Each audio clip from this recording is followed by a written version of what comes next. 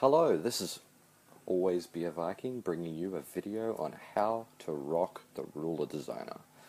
Now, as the name of my YouTube channel suggests, I will always be playing as a Viking.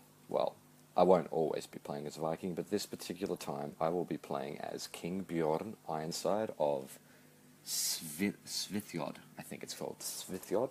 I don't know, I had to look that up on Wikipedia to tell. So let's get into it. Basically, the reason I'm going to be showing you how to do this is just to get those genius and attractive heirs out middle game, and I'll give you some hints and tips on how to take the most advantage of it. It could be considered cheating. It is a little bit gamey, but I'll let you make your own mind up about that. I don't always do it. A lot of the time I just play as a random ruler, especially with multiplayer, but it can't hurt to give it a shot and just, see what works and what doesn't as far as eugenics are concerned. So, first off, make sure you have the Ruler Designer DLC that you can purchase from Steam or, wherever. And there's a little, you got to obviously click your timeline, click on who you want to play as, but there should be a little Ruler Designer button right next to their portrait. And all you got to have to do is press that, and it brings open this whole new world of options. I'm not going to bore you with the details on appearance and coat of arms, because those really don't matter. That's personal opinion. I mean, you can change the ethnicity, like make yourself a Jew. In fact, I'll do that, because I have the Sons of Abraham DLC. But yeah, let's go into attributes, and this is where all the magic happens. I'm just going to quickly teach you how it basically works. You've obviously got your first name and your dynasty. You can choose whether you're married, what your culture is. Again, I might choose Jewish. The Ashkenazi are they're the European Jews. So this is going to be very interesting. You can choose your education. You've basically got the intrigue ones, which are the purple here. That goes from weakest to strongest. You've got Grey Eminence, which is diplomacy, Midas Touch, which is treasury, stewardship, and strategist, which is martial, and obviously Master Theologian, which is learning. Now, I usually pick Grey Eminence or Midas Touched, but Grey Eminence it's helped me mostly out of all the games that I've played. Basically, how this game works is the more good stuff you add to your character, the more their age goes up, which is a big problem because he's obviously going to live longer, and if you're a woman, there's less time that you're actually going to be able to have heirs, so that's a huge problem. So what I do is I try to balance that out with some bad traits that I can easily get rid of. Traits like depressed, that naturally goes after about, I think it's 10 years.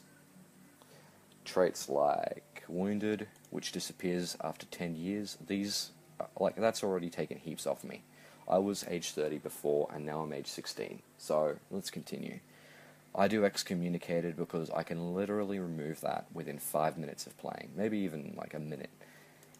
All you have to do is go into intrigue and basically send a letter to the Pope, telling him that you are very, very sorry. I don't know how that works, me being Jewish and all. It probably doesn't, but I'll live with it.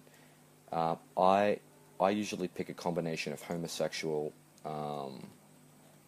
hedonist, and lustful. Now, what this does is homosexual obviously takes away fertility. Hedonist actually gives back some fertility, and so does lustful, but all of these take a few years off. I don't know if this is a bug or something, but patient takes away 1 year, but it adds 1 intrigue, 1 diplomacy, 1 stewardship, 1 learning, and 20% defense. So there's really no reason not to have this trait. And I guess you can play around with these. Content, arbitrary, cynical, cruel, but I don't really play with them too much. So basically I can get rid of depressed, wounded, and excommunicated really quickly in the game. Homosexual I'll never be rid of, but it doesn't really matter that much. I don't know, it's up to you. You've really got to make up your own thing. So I add attractive, and then I add genius, and that usually brings me up to the age of 21. Now, I will often push my fertility up to 100% because I like to pump out those heirs. The more heirs you have, the more likely they are to be genius and attractive. Now, why I choose genius and attractive is just in case the heir that I have genius with is a woman. Reason being is I'll just quickly change. We'll play as a woman. Let's do that. If you are a woman and you have an attractive trait, it is incredibly powerful. Basically, every man in the entire game, doesn't matter whether they're the Pope, a courtier, owner of a merchant republic, or the king of, I don't know, the Holy Roman Empire, even the Pope, they will think of you way better. They will see you as way better. I think it adds 30 opinion bonus. So that's a huge boon. It even negates the problem, because I think it takes off about 15 for being a woman. I'm not really sure, but having an attractive trait there negates it. And it's incredible what you can do with a female ruler with an attractive and genius trait. I've had less problems. It's like playing the game on easy mode. Everything's just a lot easier. I don't know. I guess that's a matter of opinion. But, yeah, so I can then just jump up whichever one of these that I want. Obviously, if I'm a woman, I'm going to want to keep it down to about 20. Otherwise, I'm getting too close to the age where it's hard to have children. So what I might do is I might add something that I could easily get rid of. I think I can get rid of, not cruel, craven.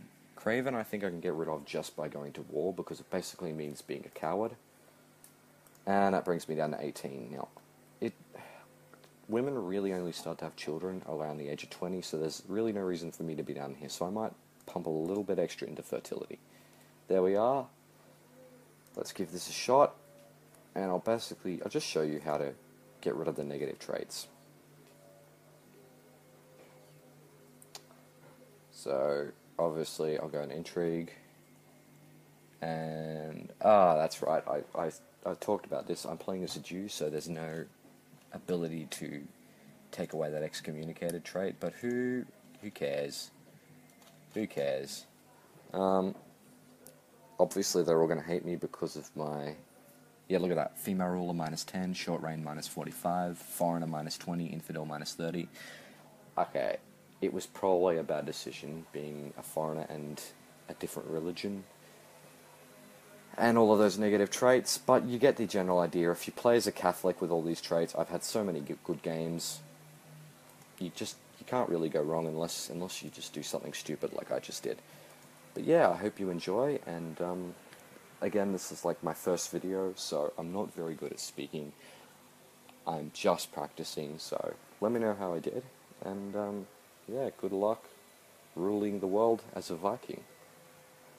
Enjoy.